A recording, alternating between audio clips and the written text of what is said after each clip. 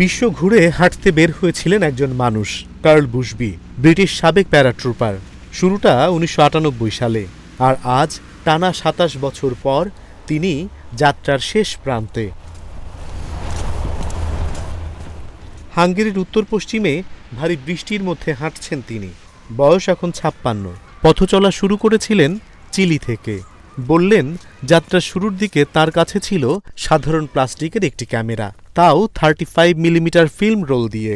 তখন সামাজিক যোগাযোগ মাধ্যমের চাপ বা জনপ্রিয়তার চিন্তা ছিলই না।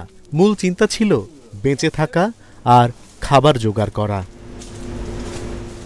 তার যাত্রার নাম গোলায়াত এক্সপেডিশন।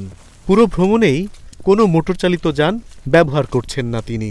২০০৬ সালে আলাস্কা থেকে রাশিয়া পর্যন্ত বেরিং প্রণালী পাড়ি দিয়েছেন হেঁটে, আর ২০২৪ সালে সাঁতরে পার হয়েছেন কাস্পিয়ান সাগর। ভেবেছিলেন পুরো ৩৬,০০০ মাইল পথ শেষ করতে সময় লাগবে মাত্র ৮ বছর। কিন্তু পথে বাধা এসেছে আর্থিক মন্দা, কোভিড-১৯ মহামারী, রাজনৈতিক পরিবর্তন আর ভিসা জটিলতার মতো নানা সমস্যা।